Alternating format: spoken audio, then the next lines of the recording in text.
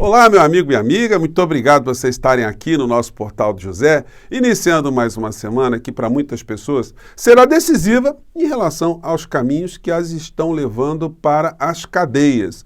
Muitas pessoas têm levantado uma questão que é curiosa e é um paradoxo ao mesmo tempo, né?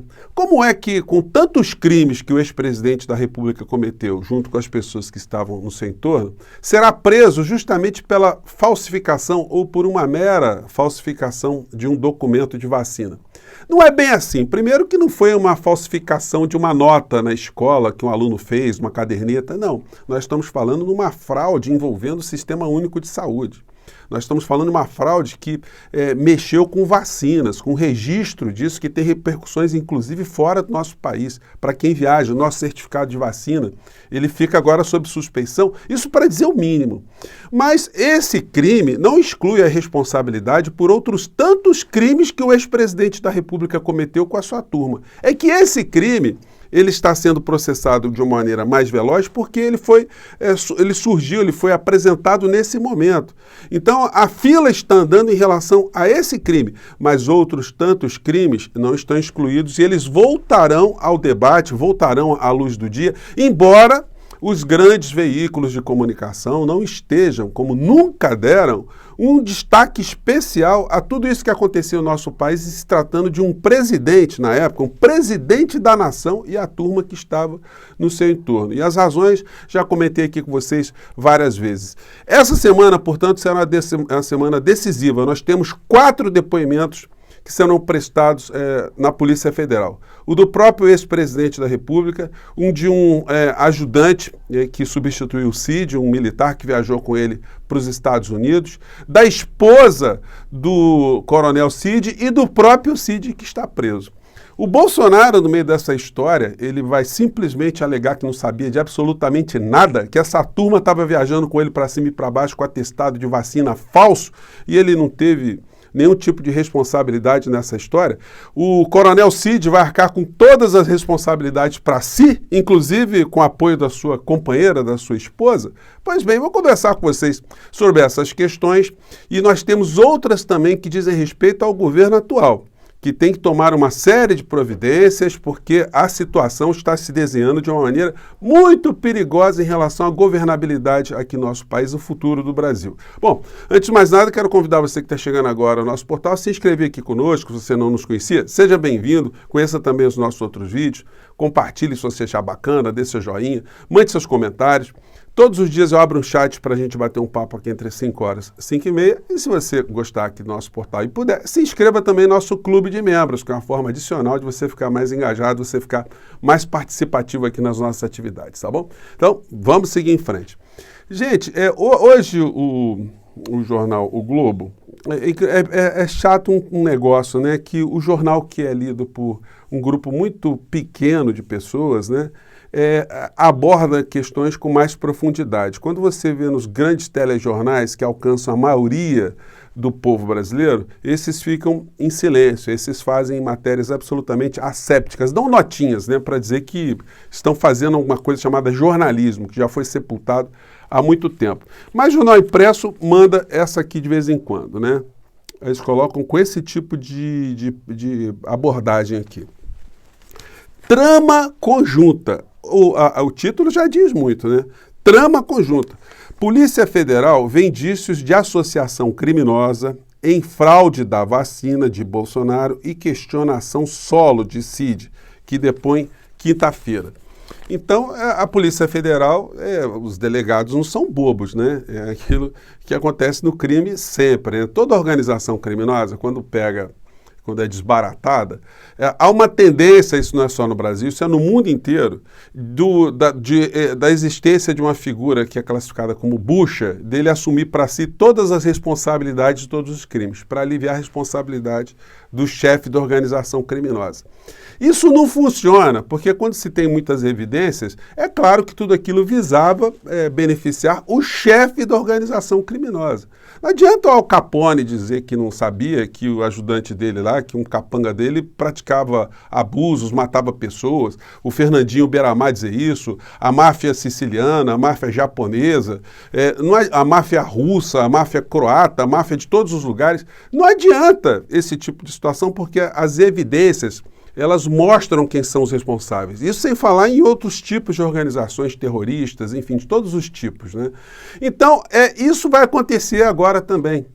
Só que o escalado para ser bucha, ele tem uma esposa. A esposa, será que está disposta também a entrar nessa jogada para aliviar o responsável principal por tanta coisa ruim que aconteceu no nosso país? Então, esses depoimentos serão depoimentos aí que darão muito material para a Polícia Federal fazer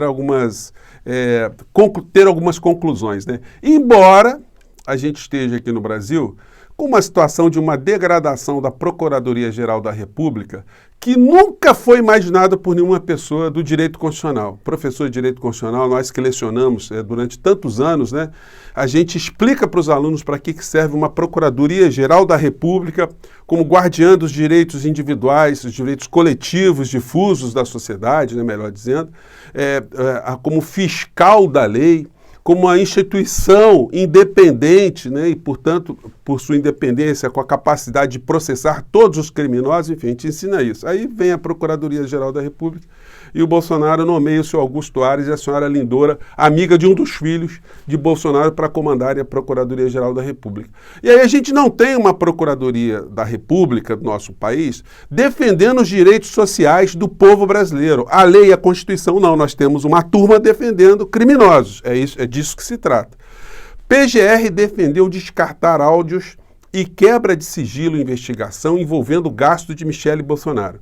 Em manifestação, vice-procuradora-geral Lindora Araújo solicitou ainda que material fosse retirado de inquéritos para os quais foi compartilhado. Gente, como é que o procurador da República, o Ministério Público, o órgão acusador, vamos dizer assim, ele pede para tirar do processo provas que incriminam a pessoa que está envolvida, está sendo responsabilizada por crimes? Isso é um papel muito mais eficiente do que qualquer advogado de defesa.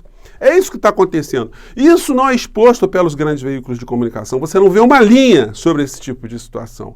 E aí a gente deveria ter no nosso país polos, né, irradiadores de uma reflexão crítica sobre isso. A explicação do que é uma Procuradoria-Geral da República e o que está acontecendo aqui no Brasil.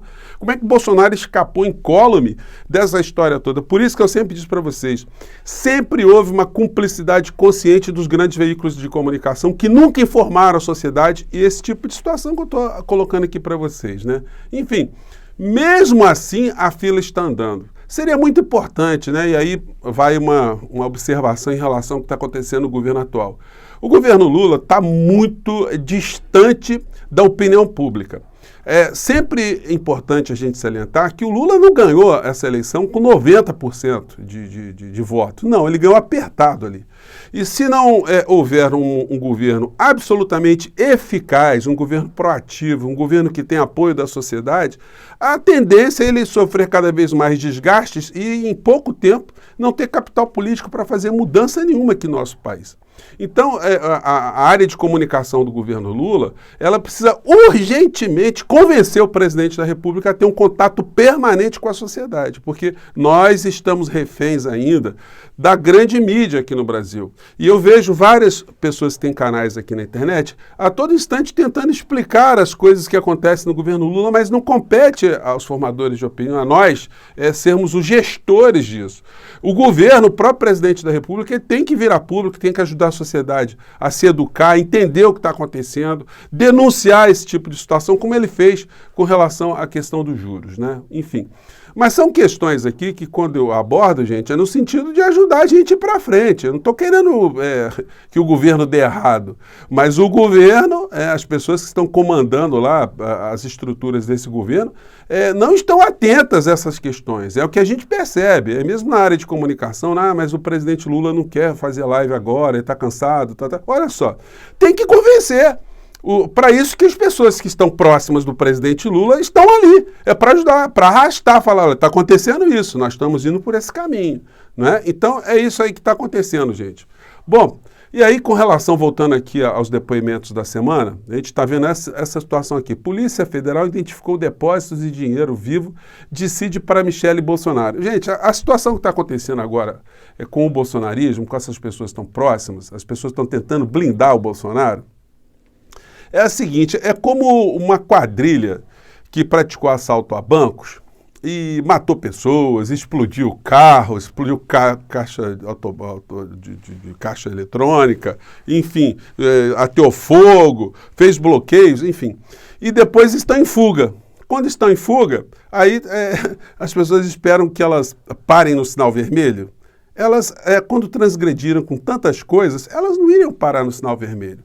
Então, já que estavam tudo fora de ordem, aí então falsificar um cartão de vacina aqui, receber um dinheiro acolá, enfim, aí a frouxidão foi total, porque era tudo ou nada.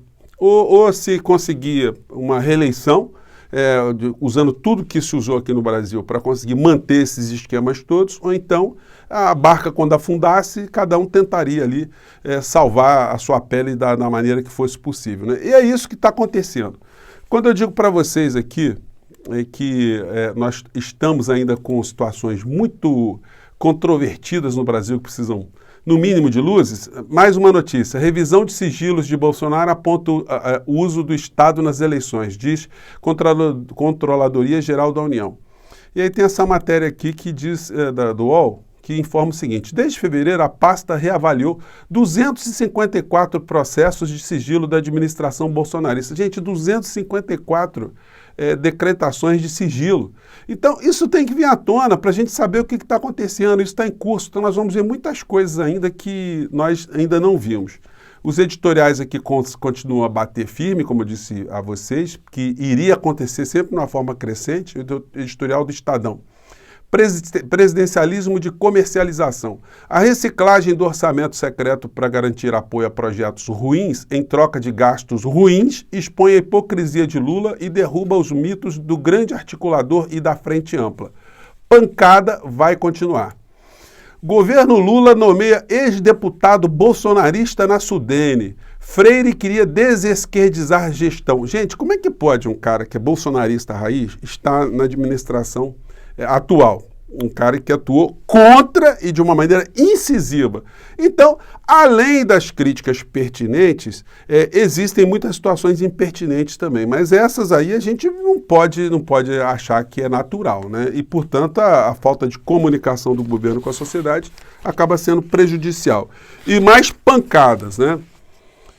Hoje o editorial do maior jornal, né, do maior grupo de comunicação do Brasil, está fazendo aqui campanha para empresas estrangeiras contra o interesse nacional. Diz o editorial: iniciativa de reerguer a indústria naval revela que PT nada aprendeu. Depois de vários fracassos, Petrobras é mais uma vez usada para sustentar construção de navios no Brasil. Aí no texto aqui. Agora, mais uma vez, a Petrobras será usada na tentativa de substituir importações num setor em que o Brasil não tem chance diante de estaleiros asiáticos. Ué, então é o seguinte, a gente não tem condição de competir, então a gente não vai competir, é sempre comprar de fora, a gente não vai gerar empregos aqui dentro, não vai fortalecer a indústria naval brasileira. Então, se deu errado no passado algumas coisas, isso quer dizer que nós estamos condenados a toda hora fazer as coisas erradas? Então, gente, é isso que está acontecendo no Brasil. Nós temos a degradação daquilo que passou e que precisa responsabilizar as pessoas para que elas caminhem em direção à cadeia, respondam pelo que fizeram. E existe uma situação prática onde o governo atual está começando a ser cada vez mais cercado, cada vez mais encastelado ali por muitas forças, né? E se não tiver apoio da sociedade, de fato, a tendência será cada vez mais o agravamento dessas situações. Bom, espero aí que eu tenha dado bons recados aí para as reflexões do dia e vamos continuar aqui no nosso espaço, porque nós criamos isso aqui, nosso espaço para isso, né, gente? Um grande abraço, mais tarde eu estou de volta aqui com vocês. Tchau!